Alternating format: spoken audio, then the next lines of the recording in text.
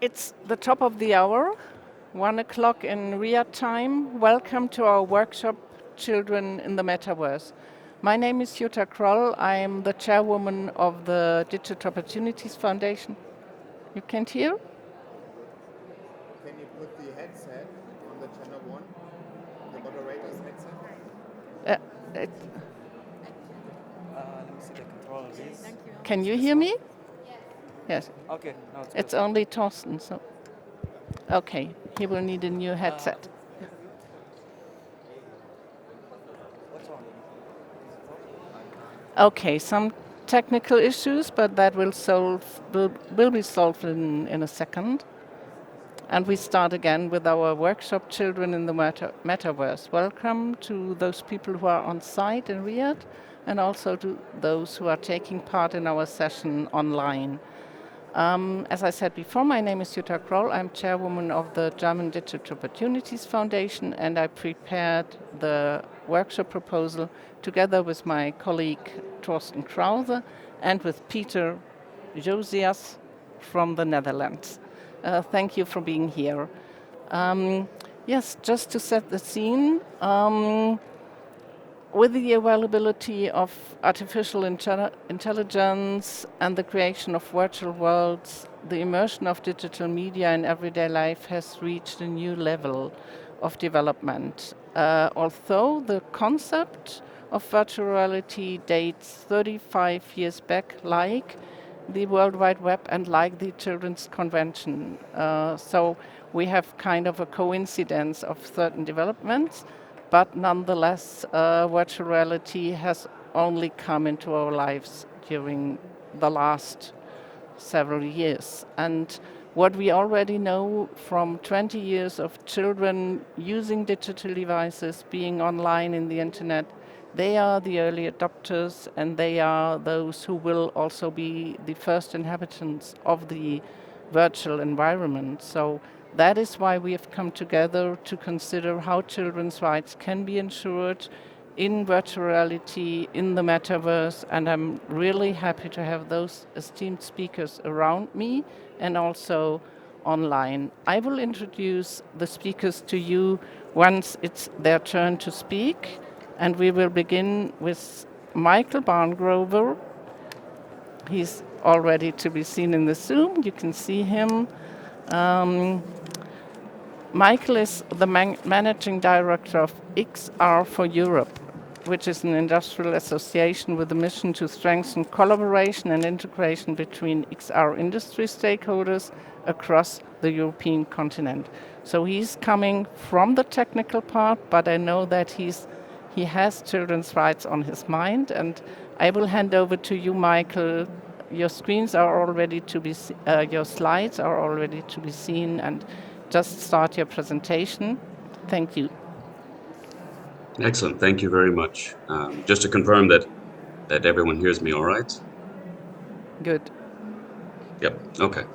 Then, yes, I'm the managing director of XR for Europe, and we are an association that supports those who work with XR all over the continent of Europe, both researchers as well as companies and policymakers, uh, helping and hoping to make the future of virtual worlds in Europe one that we want to have happen, that we want future generations to be healthy and productive. And so, if we can go to the next slide, I'd like to focus on the scope. So, scoping virtual worlds. So, the next slide, is that something that I don't have control over, do I? No, I do Can not. you move next slide? Yeah, thank you. Okay. So with virtual worlds, it is a challenging term because it's very broad and very encompassing. So there are at least four broad concepts of virtual worlds that I think are very relevant. The first one being VR, a virtual reality. So you're completely immersed, taking place and sharing place, often with others in a digital environment, a fully digital environment. But of course, it's not fully digital because you are there and you have both a digital and a non-digital existence. Then we have this mixed reality, which is what is becoming more prominent starting last year with new devices, new headsets that can do this. And almost every device going forward is going to be increasingly capable of mixed reality, which brings the digital and the non-digital together in an integrated experience, which means that in the same way that you are present in this digital environment, this digital medium, you are still present in your physical interactively. So you're having to interact with both. But but both of these are built off of another kind of virtual world, which is much more mature and much more common, which is basically traditional 3D gaming and even 2D gaming. So these worlds like this image here of Fortnite, these are places where hundreds of millions of users, billions of users are actively engaged, including a lot of children. So, and this is where the virtual world starts to extend beyond what we think about the future and really what we're actually concerned about today, right now. So, the lessons that we can draw from what makes these environments safe and healthy, uh, we should be able to draw the lessons from what we're trying to do today to future virtual worlds that would be mixed reality and virtual reality. But even these 3D worlds are follow a lot of the same experiences as 2D and non-visually represented or non-immersive, non-3D environments, like even social media platforms. Social media platforms are virtual worlds, as in that they are populated, they are active, they are interactive, but they are virtual. They don't have a direct correlate with the physical world except through us, the users. Can I go to the next slide, please? Because in the next slide, we're going to talk about, sorry, it's the back a couple slides. It's the cognitive loads of multi-presence. So a couple slides before this one. Sorry, one more. One more. It works, Torsten. One more. Just click one. Yeah, just one slide before this. The cognitive load is One slide the before, headline. please. Yes, this Yes, one. Okay. that. Thank So you. there is a cognitive load to be thinking about and managing your activities and your presence, and thus the activities and presence of others in multiple worlds, the non-digital world, but also the digital virtual worlds. And when we have many virtual worlds that we are active in, then that is an additional load. So already this is, again, something we're doing right now with social media platforms, but it's also true of 3D platforms that are persistent. The traditional gaming platforms are always there. Our friends may be there. When we're not there, these worlds are still active and we are still maybe thinking about them, particularly children who generate a lot of their social equity through their activities in these platforms.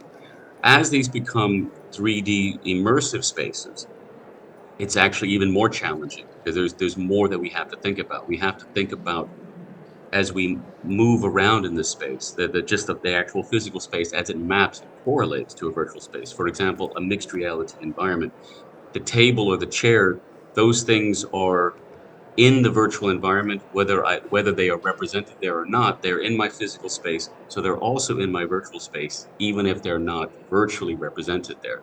So even from a safety perspective, you have to manage these things. But when we start putting more people in there with us, that becomes more complicated as well. So cognitive load for everyone, but especially children, is something really to be concerned about. Can we go to the next slide, please? The avatar slide. So when we're talking about being in these worlds with each other, uh, yes, we have this question about how we're represented, how we're viewed there. So avatars are a really important topic.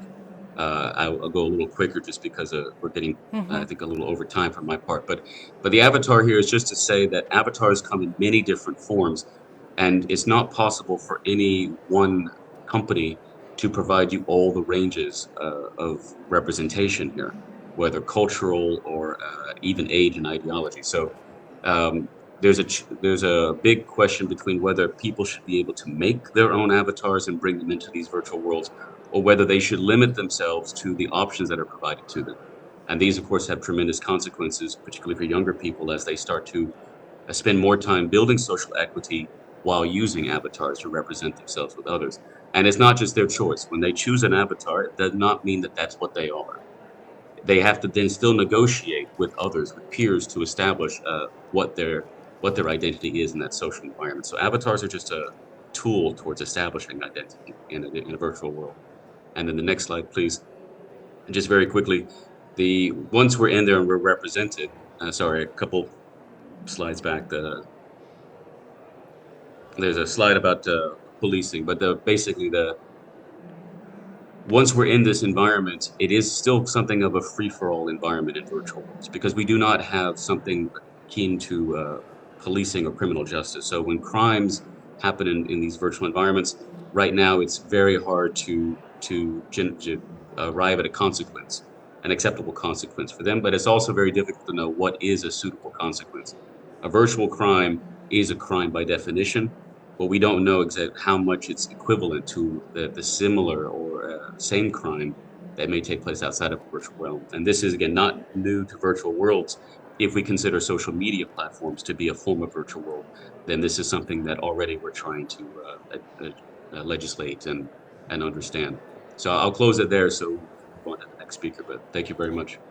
Thank you, Markel, for giving us a first insight into what virtual worlds will be, can be, or are already. We will now go to Deepak Tiwari from Privately Europe, who will tell us a little bit about technology to guide us through the metaverse. Deepali, are you there? Deepak, yes, Deepak, I'm here. yes, sorry. Deepali is sitting right on the side of me. We can't see you at the moment. Can you see? You cannot see me? No.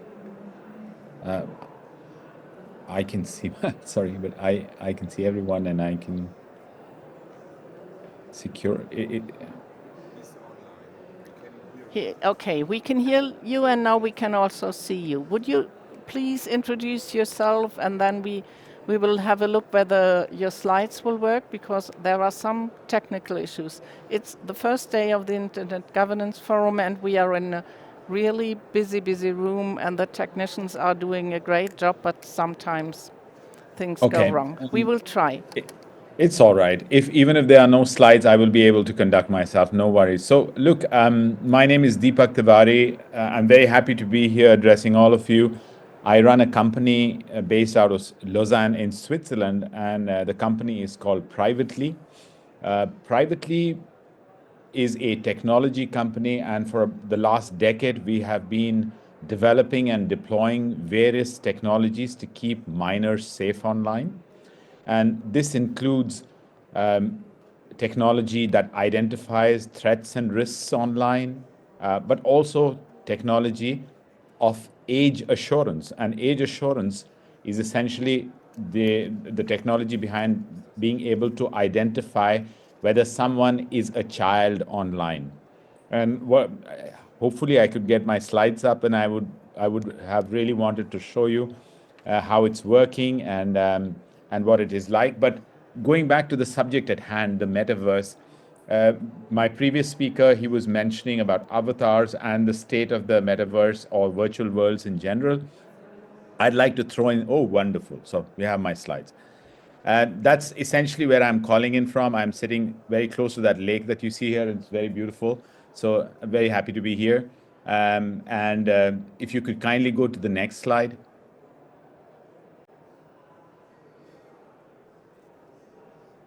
Yeah. So this summarizes what Privately does. So we have various kinds of technology, safeguarding, privacy enhancing technology, but something which is very pertinent to today's discussion is the technology behind being able to identify who is whether a participant online is a child, and especially in the metaverse is a child, and can we do this identification without actually identifying the person, so there is no personal data involved. And that's something I'm going to talk about. But as I said, let's back up about the metaverse. A couple of notes that I took. So as of the latest statistics today, what roughly categorizes as the metaverse has about 600 monthly active users, 600 million. So that's roughly 600 million monthly active users. And according to some reports that I have seen, particularly from Wired and another agency called DataReg, 51% of the users of the metaverse, so-called metaverse, are under the age of 13. and 84% are under the age of 18. And you might ask me why that is the case, because most of what we know as the metaverse or virtual world is made of gaming environments, Roblox, Minecraft, Fortnite, which explains why such a large number of the participants in there are actually minors. One more interesting piece of data: 31% of US adults have never heard the term metaverse. So that just tells you how much is the divide, and essentially this virtual world that we are talking about is actually full of children. And has been our experience as well developing technology, which takes me to the next slide, please.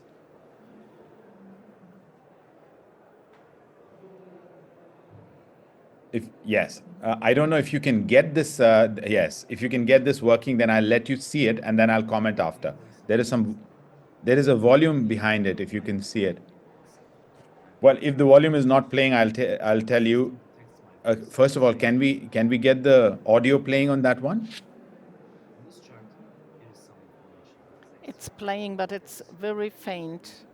Okay, so let me tell you what's Just happening. So explain. first, an adult. So this is actually this is our technology at work inside it's a VR headset, and first an adult is speaking, and when the VR headset detects that it's the adult which is speaking, it gives them access to adult content. As you saw, that there was the advertisements were meant for adults.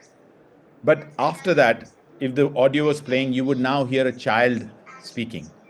And as soon as the technology detects that it's a child which is speaking, the environment is changed. And the only content, and in this case it is advertising, the advertising that is shown to the participant is only related to children. So the what I wanted to illustrate out of this, you will see this time it is the child. So if goes inside, you'll see all child related content. The point we are trying to make here, well, there is a QR code here, so you could actually watch this video on YouTube directly as well. The point we are trying to make here is that technology exists today from companies like Privately, which have developed fully privacy preserving, GDPR compliant solutions for detecting age of users. And as you can imagine, the detection of the age of users is the cornerstone to keeping users safe online. And this is the demo that you just saw. We actually had it implemented for a very, very large social media network.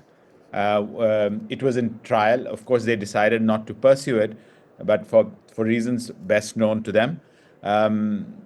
But as you can imagine, that the technology today exists, and we are seeing more and more of these technologies which are privacy preserving and run in the background, but are able to differentiate in real time, just like as we as adults do.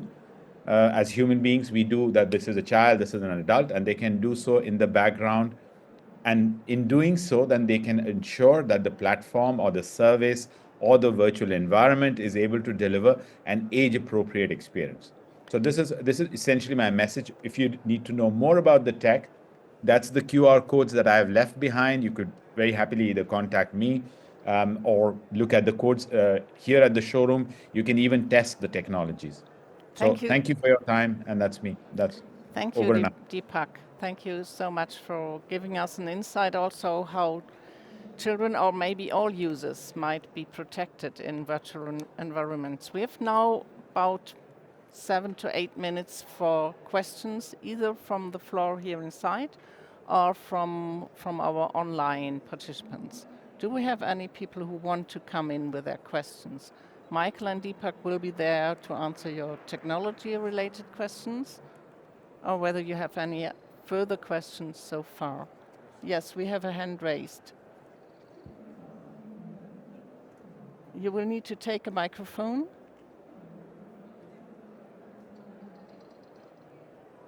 Hi, my name is Martina from Slovakia. I'd like to ask you for this solution for the privacy of the children, and there is no tool that the child voice will change to adult voice?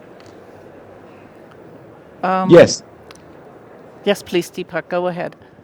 So, look, this is a real time. So it's not, maybe to clarify, this is not happening on a one-day basis. This will become a feature of the microphone. So each time you're speaking, the microphone can detect whether it's a child or an adult. So it's not like there is a one-time check done and you are categorized as an adult or a child. This is real time, this is continuous, and this is a feature of the device itself. Very much in a similar vein, we've also created age-aware cameras.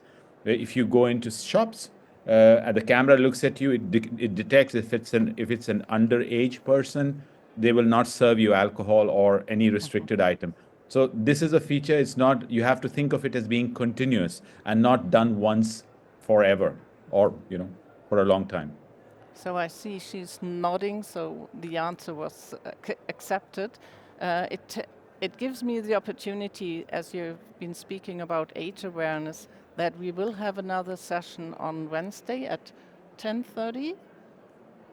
Yes, at 10:30 on age-aware Internet of Things. So probably you will put that in your schedule. We have another question from the floor. The microphone. What if the adult is using an AI to convert his voice from an adult to a child, to deceive the program and get into the child's room? Yes, that is you're right. There is threat because these days there are artificial programs and generative AI which is attacked. There are two. You have to go into a little bit of a depth into this. There are two kinds of attacks. One which is called a presentation attack, which is you use an external program. You play a child's voice, for example. That's one way. The other one is you actually inject a child's voice into the program, which is a little bit more difficult. It's called an injection attack. So there are technologies to detect both, and you could always argue that it's a battle between how good the technology to detect is vis-a-vis the technology which is trying to fool or spoof. But interesting thing here is that the fact that this is continuous, at some point, in some use cases, we've seen that the technology is being used to detect anomalies. So the same person is talking like a child, Dame in der a letzten child, Reihe, links. and he's talking like an adult to someone else. That produces an anomaly in the system. And that could be used to track that there is a person who's probably malified in that group. So there are ways and means to detect these things. But like you rightly said, there's a contest between technologies. But solutions exist, by the way, to detect spoof voices and injection attacks. Thank you, Deepak. We have time for one more question, and then we go to our colleague Sophie. Okay, thank you, Deepak. This is a very important work, especially in a world where governments are now contemplating where children under 16 even should have access to platforms or not. So you talked about working with some big platforms, but of course, is there ownership of such kind of work at a more strategic level? Is there any ownership of this kind of work? Because this means less consumers of their content. And also, because of the way that you register for these platforms, these big tech platforms, you can just say under 16, they don't give you a voice or anything that you can detect. So is there any more work by privately that you can talk about how to stop the exploitation of children by big tech platforms? Look, thank you for your question. It is true that I have to say that we are seeing a big pushback from big platforms, big tech, and I hate to say this, but it is because age assurance comes as a threat to their business model. If you imagine you're advertising to everyone and saying I'm only showing these ads to adults, but a part of your users are kids. So if you just follow the money, then this is a misappropriation of advertising revenues, minus all the morality and minus all the child safety here. So it is not in the interest of big tech to support age verification, which is why you see stalling and fear, uncertainty, and doubt being sown by pretty much all the big tech platforms.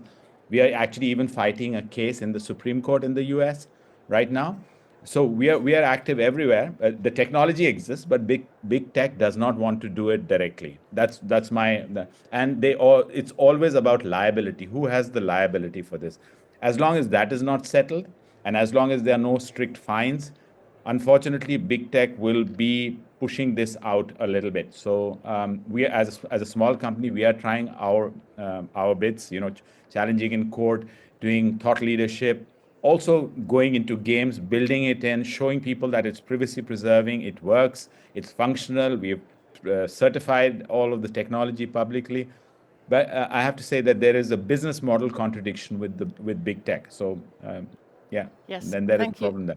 Thank you, Deepak. We already have big tech also in the room, so we will Yes. go to that question afterwards.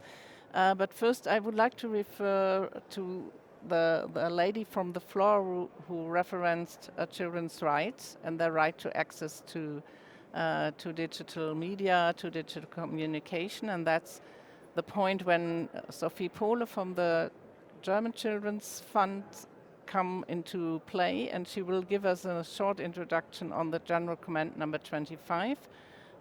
For those of you who have not heard about that, we have the document printed out here, and when you leave the room, you can take it, and also you will find it on the website www.children's-rights.digital. Yes, thank you. Sophie, over to you, please. Thank you, Jutta. I hope everyone can hear me. So hello and welcome from cold and rainy Germany, from Berlin. I'm Sophie Pohle. I'm from the German Children's Fund, which is a children's rights organization in Germany here. And we have been collaborating with the Digital Opportunities Foundation for years, including the joint coordination of Germany's consultation process for the GC25, the General Comment number 1025. And now I'll set aside my role as an online moderator today of our session to give you a brief overview of the General Comment number 25 as a framework for our discussion. So let's start. The UN Committee on the Rights of the Child published the General Comment number 25 in 2021, so 3.5 years ago, and it's focusing on children's rights in the digital environment. This document guides states parties on implementing the Convention on the Rights of the Child in digital contexts. It was developed with input from governments, from experts, and also from children, and offers a practical framework to ensure comprehensive and effective measures are in place. Our session today explores the Metaverse, a topic which is not directly named in General Comment number 25. However, the GC highlights that digital innovations significantly influence children's lives and rights, even when they do not directly engage with the internet, and by ensuring meaningful, safe, and equitable access to digital technologies, GC25 aims to empower children to fully realize their civil, political, cultural, economic, and social rights in an evolving digital landscape. Let me briefly introduce the 4 general principles of the General Comment number 25, starting with non-discrimination, which emphasizes ensuring equal access and protection for all children. Second, we have the best interest of the child, prioritizing children's well-being in the design, regulation, and governance of digital environments, including, of course, virtual worlds or the metaverse. Thirdly, we have the right to life and development. That means to ensure digital spaces support children's holistic growth and development.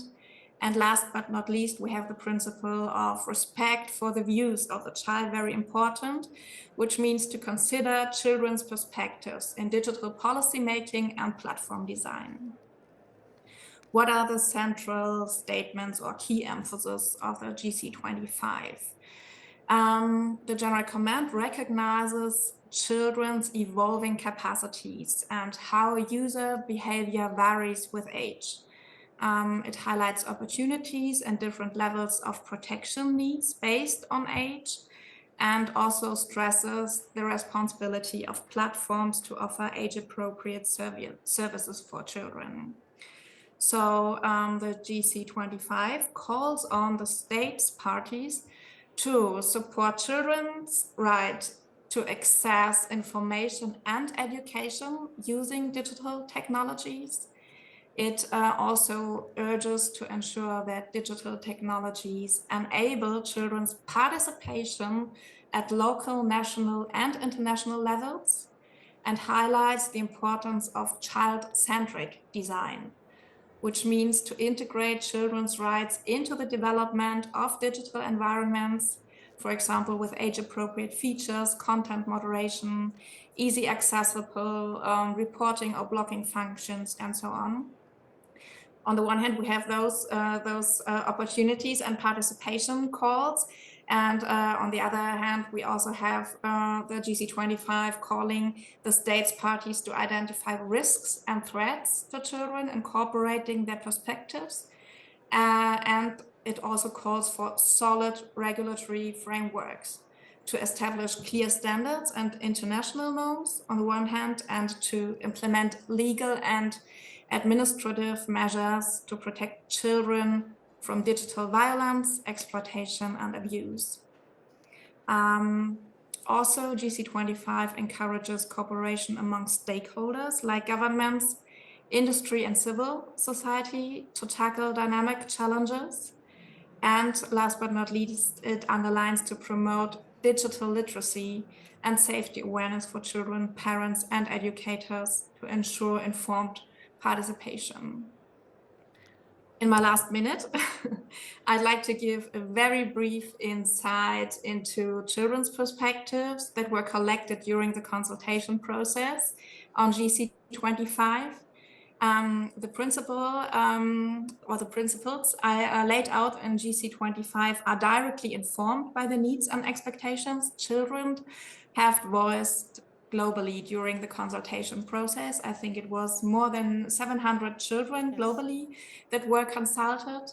And yeah, to conclude, I brought some key insights on a very general level from young people on how we can better support them in the digital world, before Mariam, after me, will take us through the children's perspectives in way more detail. So what do children want? They want equitable, reliable access to digital technology and connectivity. They also wish for age-appropriate content and safer digital experiences where platforms protect them against harassment, against discrimination, against aggression, and rather enable them to participate and express themselves freely.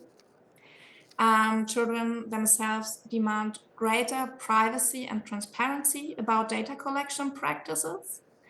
And they want also more digital literacy education, also for their parents, by the way. And they also want the recognition of their right to play and leisure, which is also crucial when we talk about the metaverse. So much for now. Thank you I so think my much. time is up. Yes. It was on a very general level. Yeah, thanks a lot for your attention, and I'm happy to answer questions. Thank you, Sophie. Thank you so much. Welcome. Can you hear me? Okay, it's working. Thank you so much for already touching upon digital literacy, because we will also come to that point to discuss how the metaverse will open up opportunities, huge opportunities for training of digital literacy for children as well as for their parents and other adults. But first we go to Mariam. Mariam, also, she is a very young person. She holds a bachelor degree and a master's degree, so I'm really impressed about you. But you're representing youth in our panel, and please go ahead. Your slide is already on the screen. Yeah, so I will remove this one. Thank you. Can everyone hear me? Yeah? Yes. So before I start, thank you, Sophie, and I'm very happy to see so many people in the room, actually. Thank you for being here. So my name is Mariam, and I'm here on behalf of Digital Child Rights Foundation. And so we are a youth platform, a youth expertise center based in the Netherlands, but we focus internationally. So what we do at Digital Child Rights, our main goals are to really have the importance of digital child rights, and to really have them included, children's opinions in what is safe for them, and to include their opinions. We do this through different ways. We create playful tools for children. We also gather most of their information on how they view things through our child rights panel. And then for youth, we have many youth ambassadors in the Netherlands, but also in different other countries. So we really want to give youth a platform to connect through connection challenges. So, Sophie, thank you again. A very clear overview of the General Comment 25. You might see some overlap here. So at Digital Child Rights, these are our 10 teams, and they are based on, they're based off the General Comment 25. So while the metaverse that we're talking about offers great opportunities such for children, for youth to actively participate, there's many chances in ways we didn't know before, right?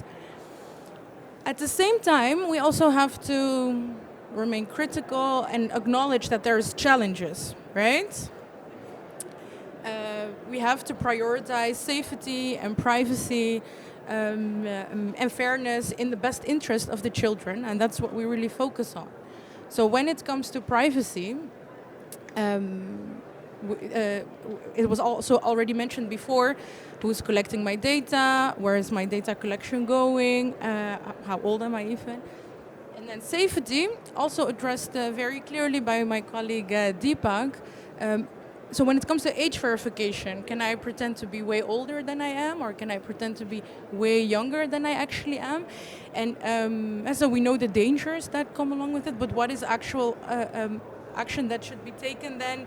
And how do children even, how do they view this? Do they even know that it's possible to, to meet other people online that might not have the best interest, unfortunately?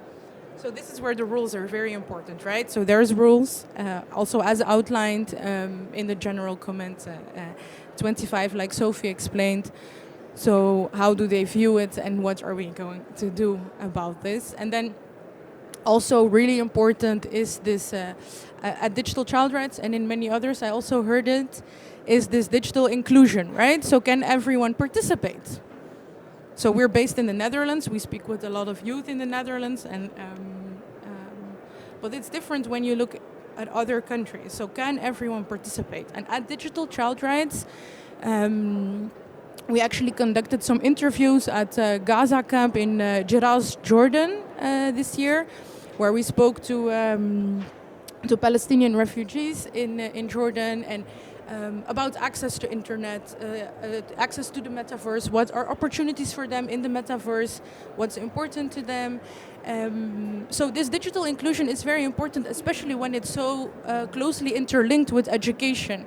So when education plays a very role. And then also very important, we write it as opinion, is can everyone give their opinion online? Are children free to say what they want? And also be able to do that within the frameworks of do not bully, non-discriminatory, as outlined in the General Comment 25.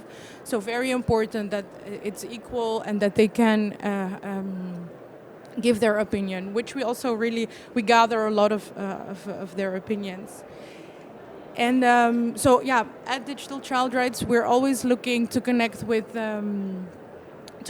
other youth platforms. So I do invite all of you that are sitting here to talk to me afterwards about what are opportunities to enhance this. To really strengthen the voice of the youth and children, not only in this room and not only in the Netherlands or even Europe, and that's why also we are here. And I would love to meet so many of you. And so the question for us is, what can we do in the best interest of children, and how do we really include them in it? So I hope to talk to many of you after after this. Yes, but we also have now about 10 minutes for you to take questions as well as for Sophie. So do we have any questions here in the room or otherwise in the online chat? Anyone who wants to raise their hand? Yes, okay, Emma, please. It should work. Thank you for the great presentation. My question is, I think it's very difficult to ask children, in fact anyone in the public, about their views on technology if they don't really understand it. So how do you prepare children before you, or young people even, before you ask them questions about their opinions?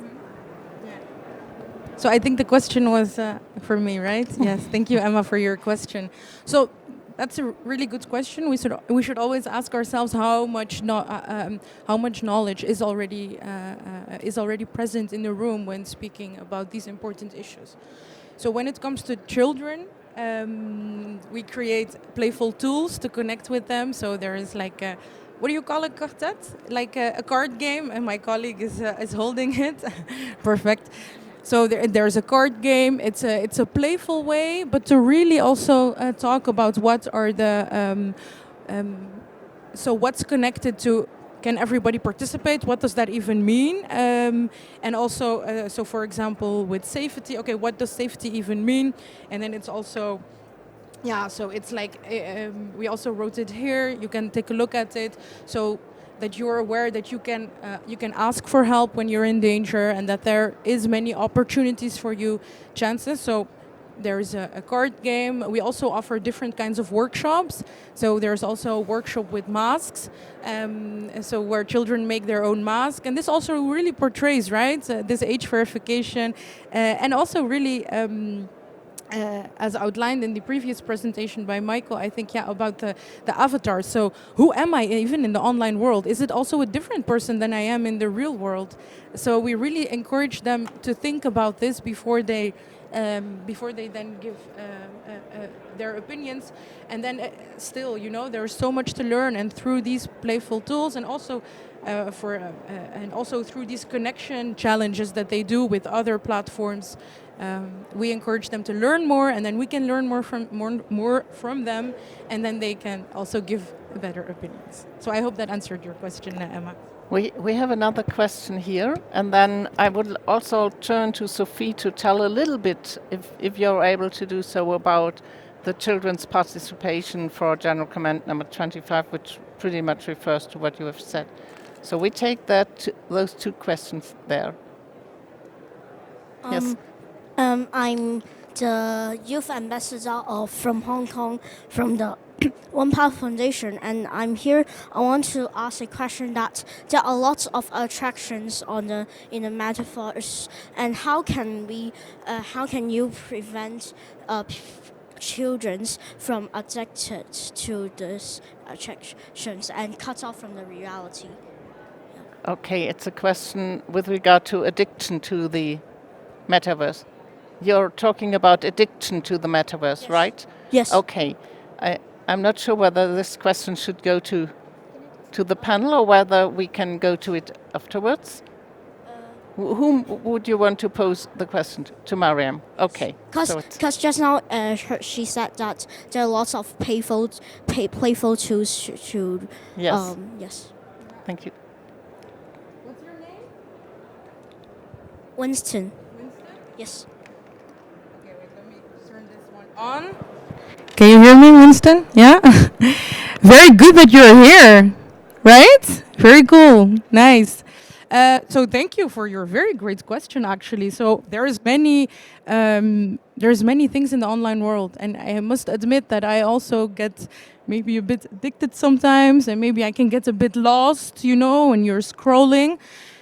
So what can we do? This is actually also a question for you and for me at the same time. So what can we do to help each other and help our friends that are the same age to really not get lost in that? So what we at Digital Child Rights do is we, so like I said in the beginning, the Metaverse, we can get a bit lost in it, but it's also, we're also going with the time. So it is also a place where there's many great opportunities as long as we know how to kind of handle it, right? So we really try to make young people aware of the dangers, yeah, the challenges, and also the nice things. So we really try to tell you, if anything happens, then there's always some kind of help offered, and that you are really aware that you have the right to be safe, right? Because Winston, if I tell you, yeah, you should not spend any time on your phone, that's a bit crazy, right? Maybe, I don't know. If you want, but we need to regulate it. We can't spend too much time, but it's also interlinked. You can learn a lot. There's also, it can help you with your education. So to answer your question, sorry. Time out. We can talk later, Winston. Yeah. Okay, we have another question here. Hi, I'm Pratishta from India. I just wanted to ask Mariam and Sophie both, like she talked about digital literacy, you're talking about the programs with children. How do you involve parents and educators when it comes to children in Metaverse? Because that's crucial to have them on board when we talk about children's engagement in the online spaces. I'll give that question to Sophie, but only a short answer, Sophie, please, because we are running out of time. Yeah, I didn't really understand it very well. So it was the question about how do we educate parents? Yes, how do you involve parents when it comes to digital literacy for their children? Yeah, that's a question we also discuss a lot in Germany for a few years, and I think the key is to involve the schools more, to reach every child, because every child goes to school, and there we have the parents too. So that's key, I think, and we also need to think about how can we reach those parents who are not already sensitive to this topics, because often we see that parents inform themselves when they see, there's a problem, but we have a lot of parents also that do not have access to this information and who do not have the resources, and we do need to think about more how to involve them and to get to them directly more. It's a very complex question, to be honest, very difficult for a short answer. Okay, we will follow up with that as well. Yeah. One last question, very short. Hello, it's not a question, it's a proposal to the Digital Child Rights Foundation. So I am Sadat Rahman from Bangladesh. We are also working for teenagers in Bangladesh, and in Bangladesh we have a helpline 13 to 19 is a cyber teens helpline. If in any Bangladeshi teenager facing cyberbullying, cyber harassment, they can call us. And we are working with Netherlands also in Child Helpline International, and I received the International Children Peace Prize 2020 from Kiss Right. So I would like to work with Digital Child Rights Foundations. We need mentor. Thank you. Thank you so much.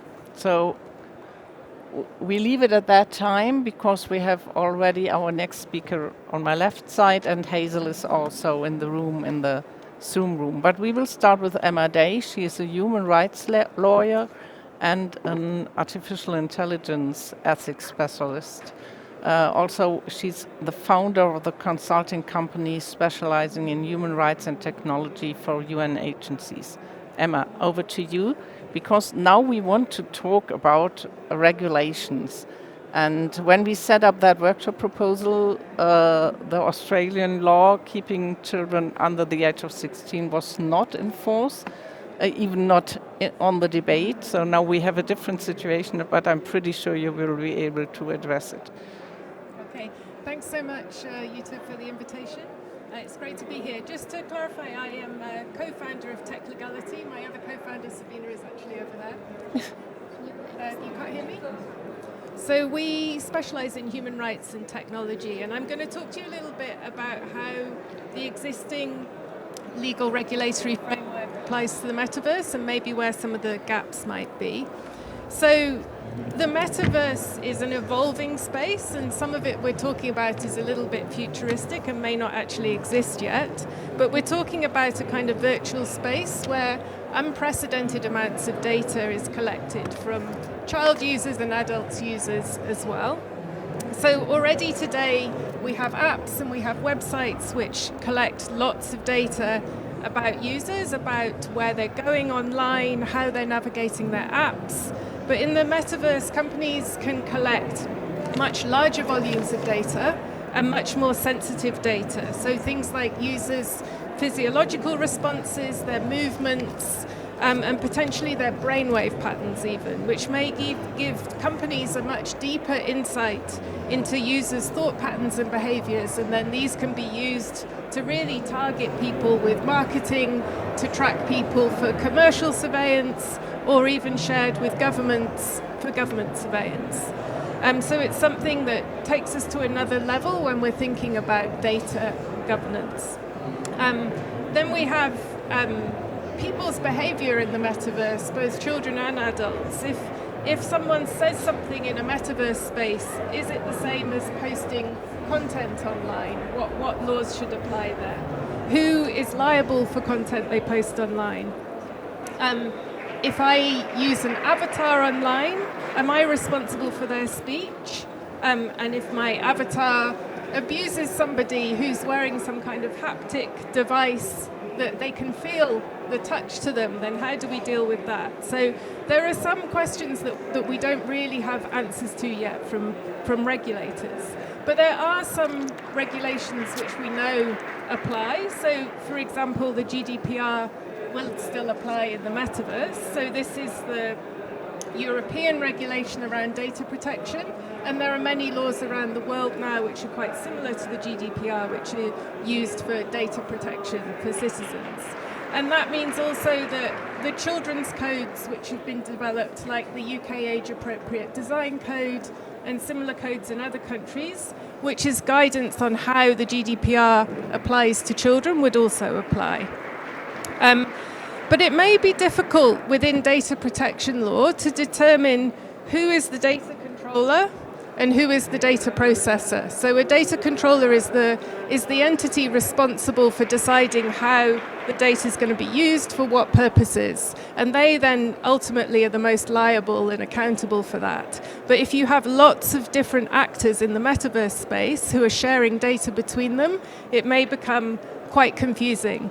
And then the data controller, before they process data, particularly from children, they should be telling them, giving them a privacy notice. So how many privacy notices can you have in different parts of the metaverse? And say you're in an experience, maybe a child is going, walking along a street in a virtual town, and they stop in front of a bakery, and they're looking in the bakery window.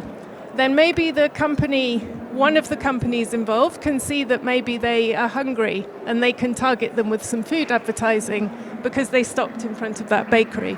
So it's kind of a different scenario to the way we use websites and apps currently. And then, of course, there's this question of how to determine which users are children. And sometimes not even which users are children and which are adults, but precisely how old is that child for data processing purposes. Then you also have a body of regulations which are about online safety. So we have online safety acts. We have this law in Australia which is preventing children under 16 from using social media, which maybe they would apply also to the metaverse.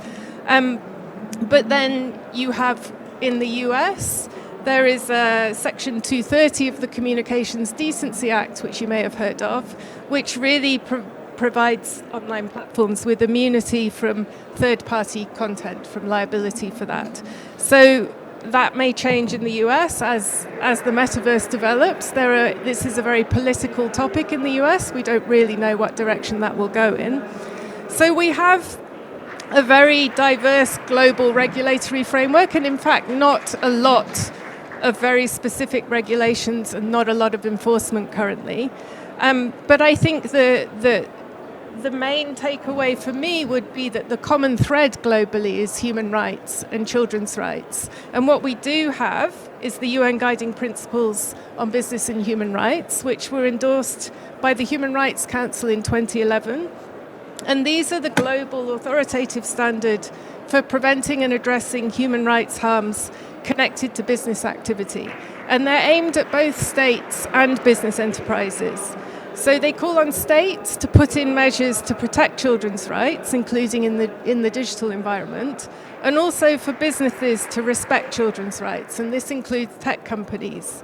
And when we think about tech companies, we need to think about also the safety tech and the age assurance tech. These are also tech companies. And so both the platform, who is providing the metaverse, and also any technologies used within that platform need to carry out risk assessments where they look at all of the different rights that could be impacted for both children and adults. And in a mixed audience, you need to look at both children and adults and make sure that all of the stakeholders are engaged with and consulted with, and so that something that is introduced to protect children doesn't then have an adverse impact on other rights. So we need to make sure that all of the rights online are protected. And the UN Guiding Principles provide a methodology for stakeholder engagement, for risk assessment, and then for identifying how to mitigate those risks in accordance with children's rights and human rights.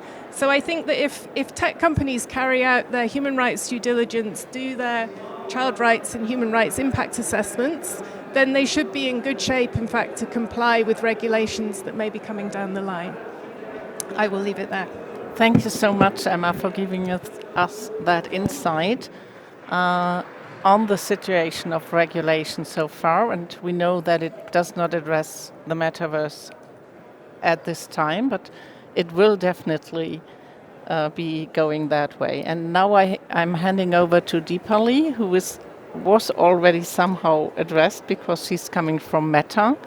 And she, I don't think you will be able to react to all the things that have already been said about service providers like Meta is one. But I would like to refer to something that Michael said at the beginning, that social media platforms are already virtual worlds, and they are coming on us via our own behavior. So that is something that your company is working on, and could you explain a little bit your position? I can. I think it'd be useful to talk a little bit about, what the objective is here. The objective that we have is to make sure we have safe and age-appropriate experiences for young people on our platform.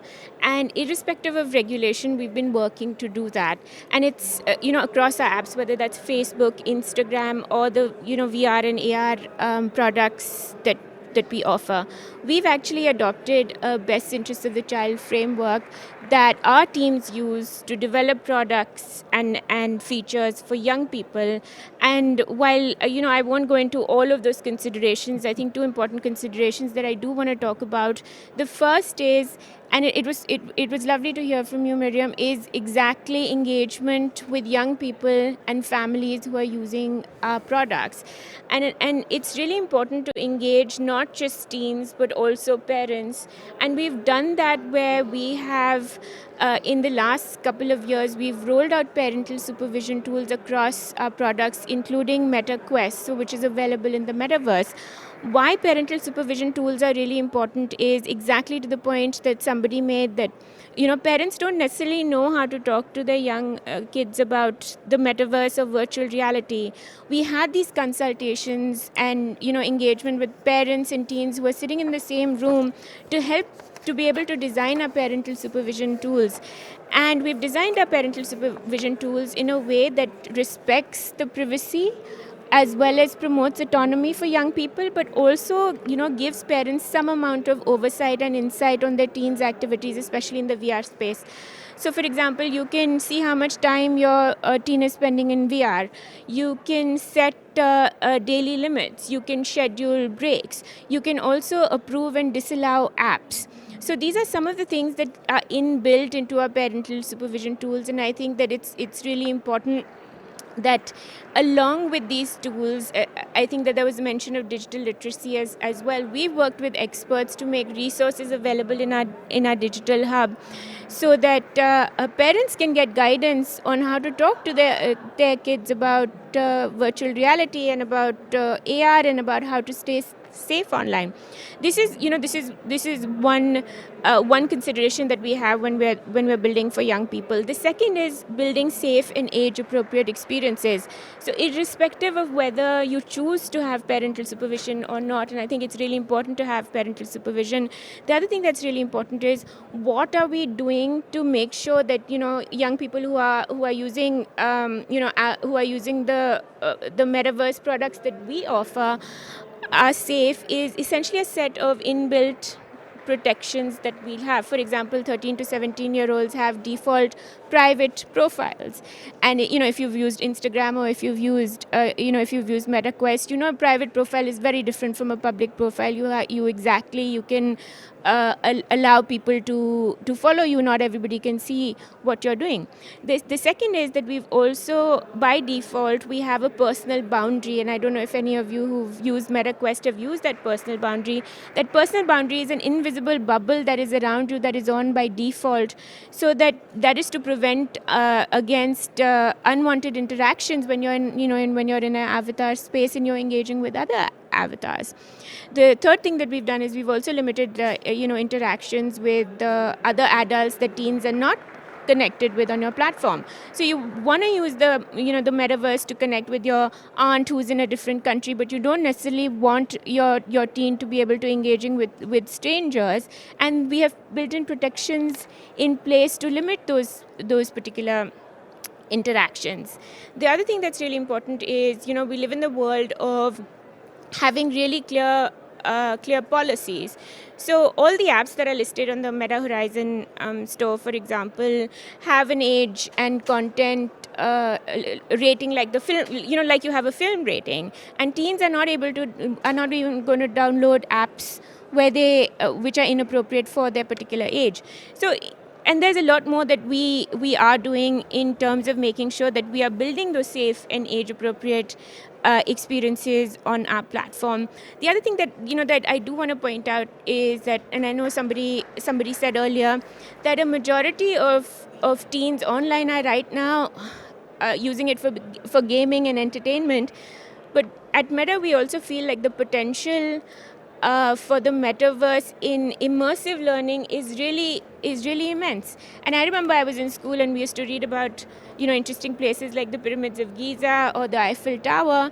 In virtual reality, you can have young people who are actually visiting those worlds, and you can actually have young people from different countries, different economic backgrounds, actually be able to study together. And I think that kind of innovation, any kind of regulatory or legislative regime, it's also important to protect and promote that kind of innovation. And Meta is actually, we've set aside a 150 million fund just for immersive learning, and there are many projects that we have that I can talk about. I don't know how much more time that I. Time is up, but if you want to take some more questions, I'm looking around in the room. I'm probably there. We have a question, and we have another question over there.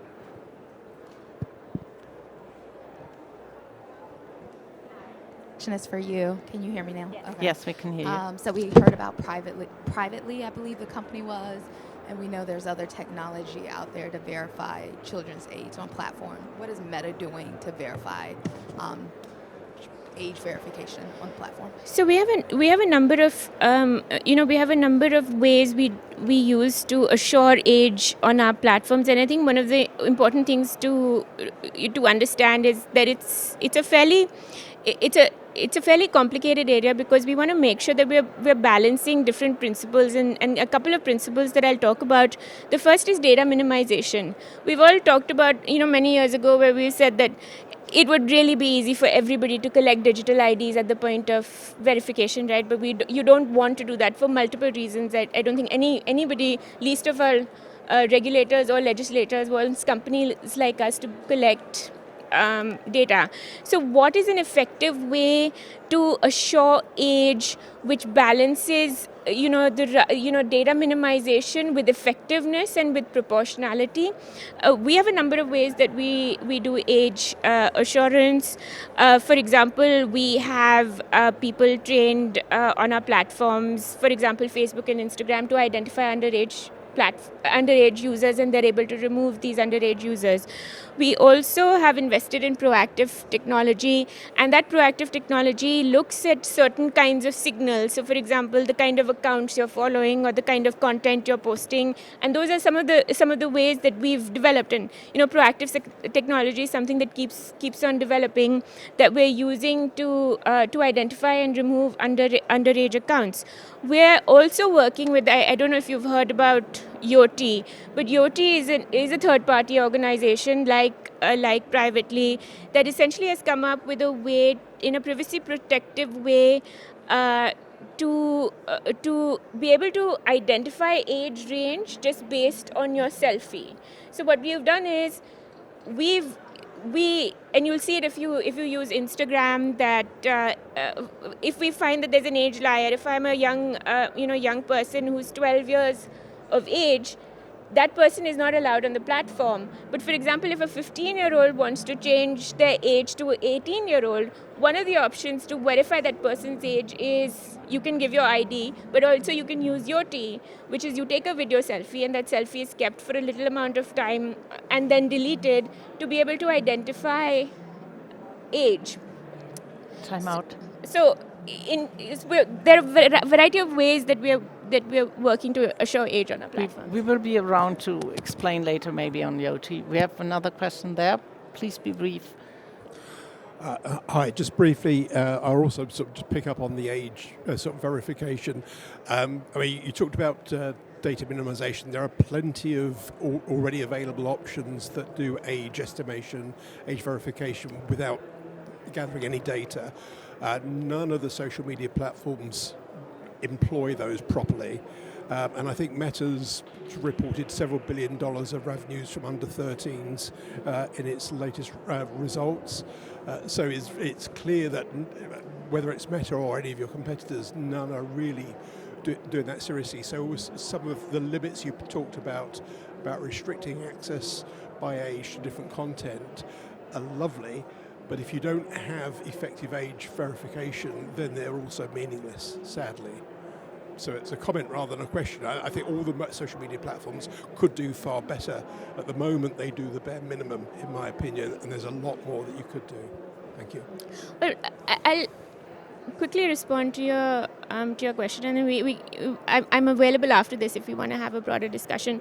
We are working on exploring options to do age assurance in a more effective way. Yoti is one such organization that we worked with. It's been recognized by the German regulator, so clearly, and we're looking at ways on how to use it at more points of friction on our platforms. The other thing that I would say is that it's also a broader ecosystem approach. One of the legislative solutions that we've talked about that we think is a fine balance between data minimization and also making it really simple for parents is to have age verification or age assurance at the app level or the OS level, which allows parents to oversee approval of their apps in one particular place and also minimizes the collection of data at one place. And a lot of third parties have also talked about how this is one of the ways where we can approach this in a broader ecosystem perspective. But while those discussions are happening, at the same time, we are working to ensure that we are building more effective ways to do age assurance on our platforms. We've also recently, and I don't know if you're aware of that, and I'm happy to talk to you, we've also recently launched teen accounts in certain countries, and we're going to roll out in the rest of the world. Teen accounts, essentially every teen on Instagram is going to be rolled into a protective setting, and which has certain inbuilt protections. And we're also investing in proactive technology to give us the right signals to make sure that the teens are not lying about their age, because as you know, they will lie about their age. They will not. They are doing already. Yes, thank you so much. So we are a bit under time pressure. That's why I'm going now to the next, the last block of our session, and that is coming to what can internet governance do to support a common approach to keep children safe in the digital and virtual environment. And I'm handing over to my colleague Torsten, who will give us a short reflection on the Global Digital Compact and what responses the compact does give to children's rights in the metaverse. Over to you, Thorsten. Thank you very much, Jutta. And regarding or with listening to all the thoughts and information shared, we want to have a closer look to the Global Digital Compact, which was adopted in this year's September at the Summit of the Future. You may recognize it. It is a part of the Our Common Agenda of the United Nations and determines the basic principles for shaping the digital environment. It's not a legally binding document like the Convention on the Rights of the Child, but the states express their commitments to aligning the further development of the digital environment. But what does it mean? So the GDC describes several objectives, and just to put some of them, it's said to close all the digital divides and accelerate the progress across the Sustainable Development Goals, to expand the inclusion and to reap the benefits for all, to foster an inclusive, open, safe and secure digital space that respects, protects and promotes human rights. And children's rights are a part of human rights, as you all know. And they declare that to create safe, secure and trustworthy emerging technologies, including AI, with a transparent and human-centric approach and effective human oversight. So all what is done should be controlled in the end by humans.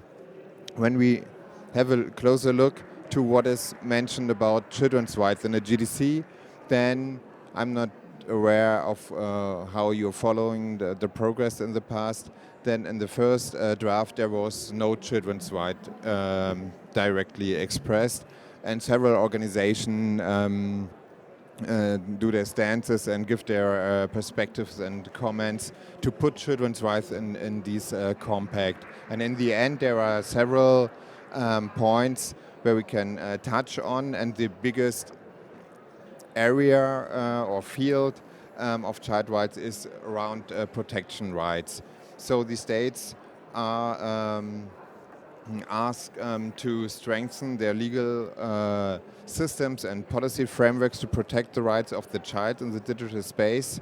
So every one of you can ask their governments how they do it, how they put in place their policy frameworks.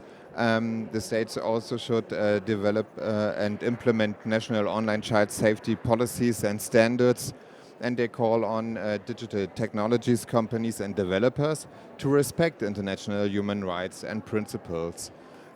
We heard some of that in this session. All the companies, developers and social media platforms should respect human rights online and to implement measures to mitigate and prevent abuses, inclusive also with effective remedy procedures, as also Sophie mentioned, is in line with the General Comment 25.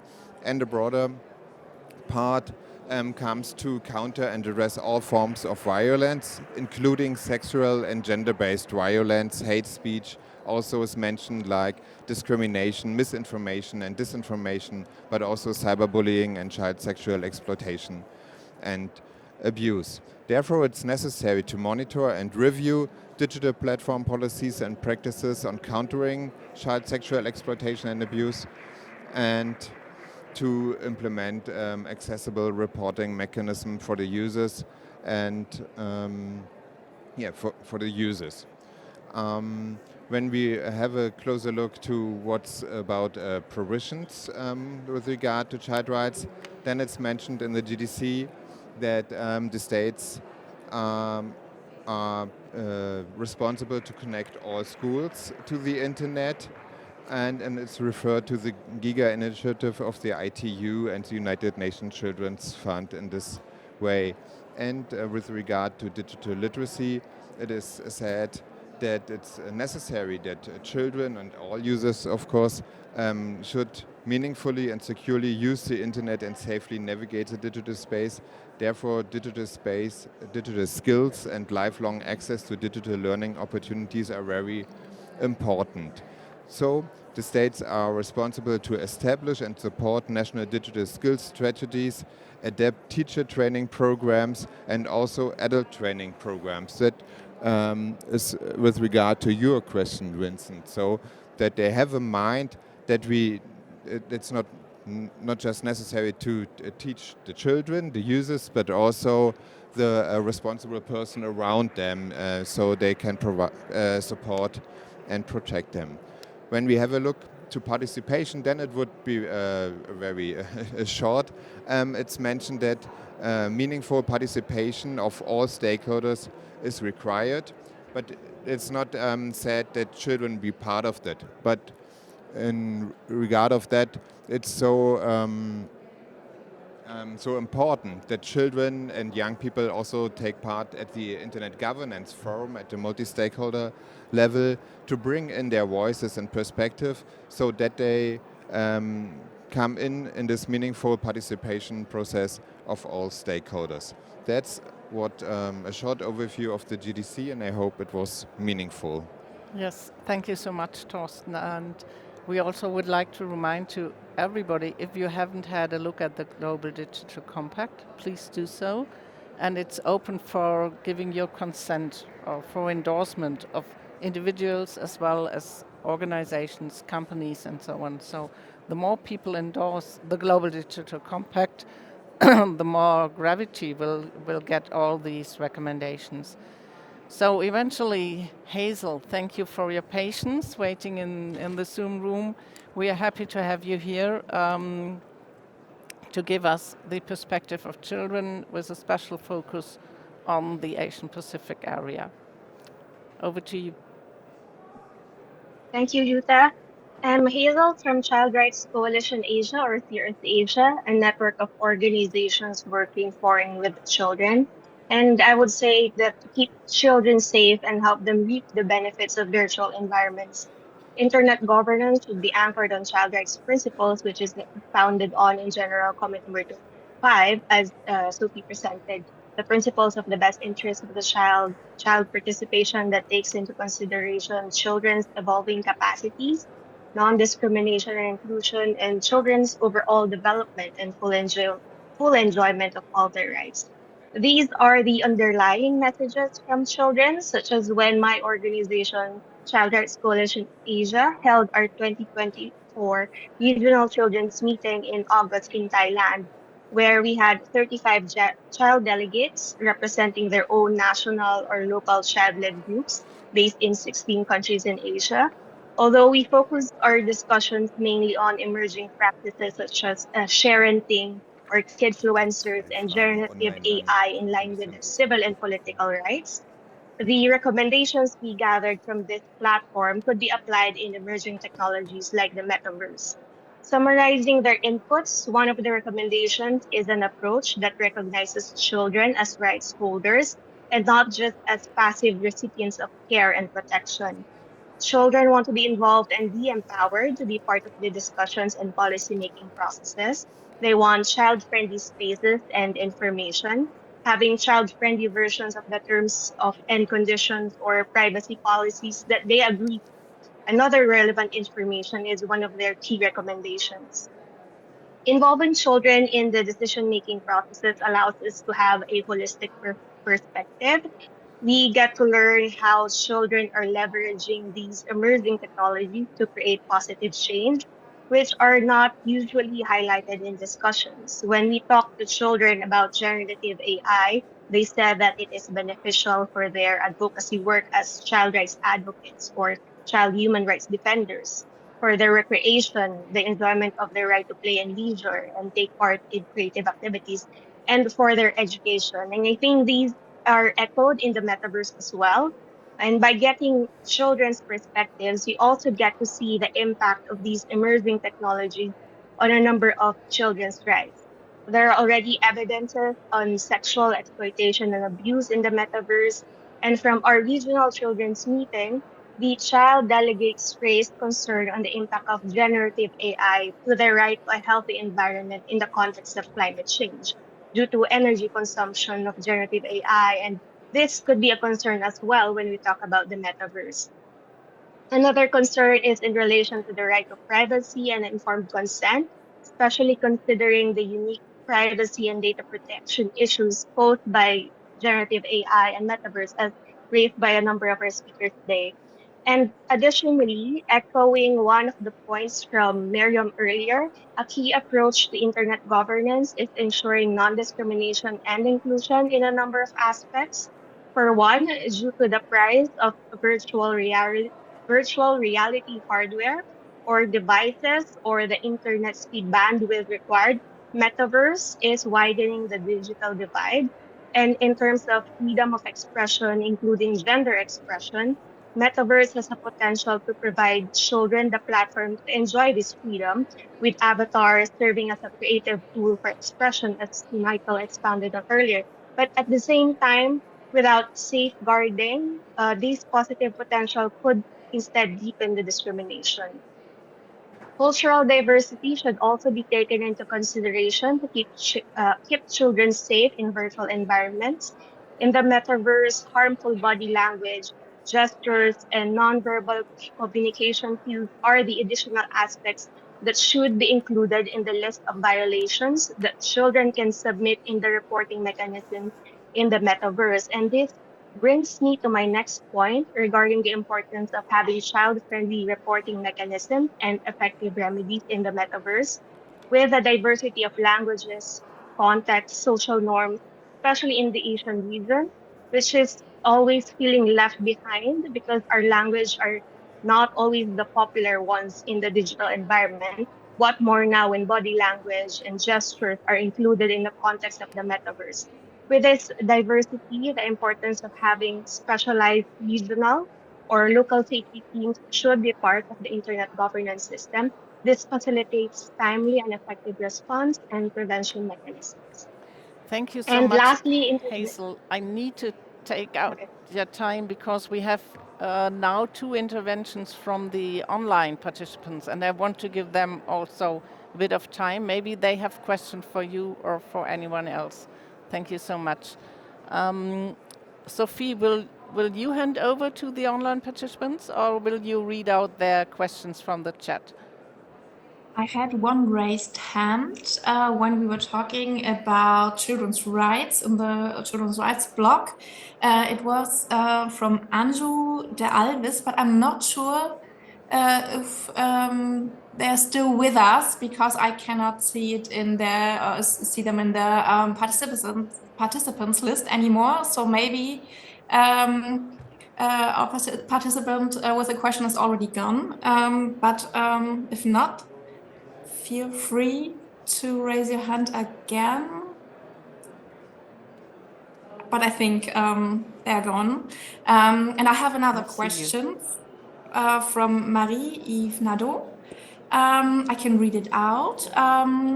She has a question for Meta speaker. The OECD report highlights the impact of virtual reality for children's development. What prompted Meta to lower the age requirement for the Quest?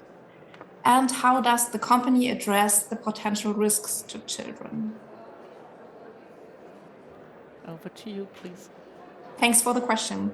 So, as I said before, it's working. So, as I said before, we've worked with parents and young people as part of our best interests of the child framework, and a lot of parents themselves want to be able to have their kids experience or start experiencing Meta products in a very protective way.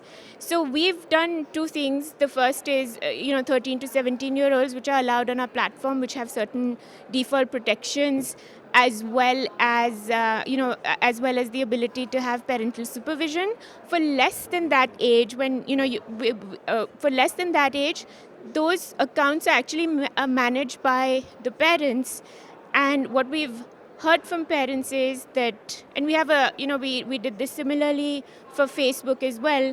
We have Messenger for Kids, which is managed by parents, which gives an opportunity for parents to really effectively manage their child's presence online and be able to deliver all the benefits of that in a very, very protective way. So we've done this with consultation with parents as well as with experts.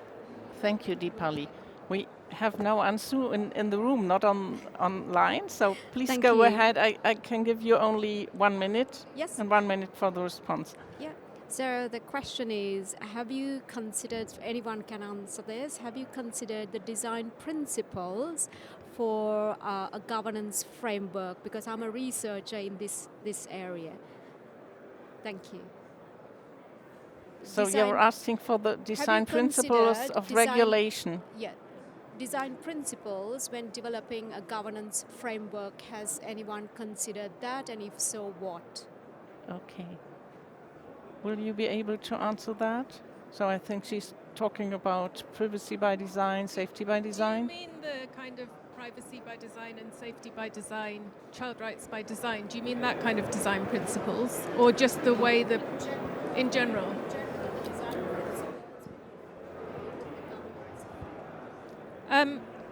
Yeah, we can hear you. I mean, maybe one of the there are safety by design and privacy by design regulations, but I think also the theme of the Internet Governance Forum is multi-stakeholder governance, right?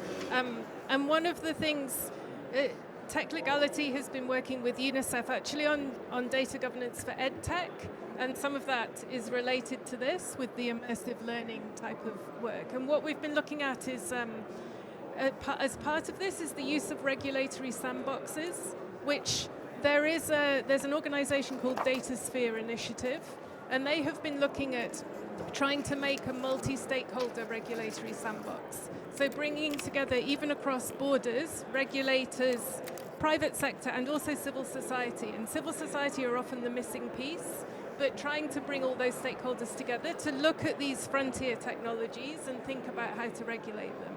So I don't know if that answers your question. If you want to hear more about that, we have a panel at 4:30 p.m. today, local time, where we're looking at governance of EdTech, Neurotech, and FinTech, and we'll look at that multi-stakeholder model. Yeah, thank you. Yes, thank you so much. Thanks to all of you who have been in the room or taken part online. I have now only 3 minutes to wrap up, but I will try to do my very best.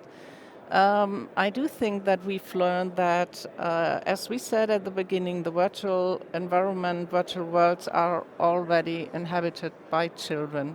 We heard from Deepak that 50% of the 600 million users are under the age of 13, although we know that there are age restrictions, and that is mostly due to the fact that we find virtual worlds in the gaming area. But nonetheless, we also heard that social media platforms are already virtual worlds, and that is because we are inhabitants of these social media environments, and we are giving there our data, our profiles, so several information about our identity. That led us to the question of data minimization, which is kind of a controversy to knowing the age of the users, either by age estimation or by age verification, which is always going hand in hand with gathering, collecting data about the users.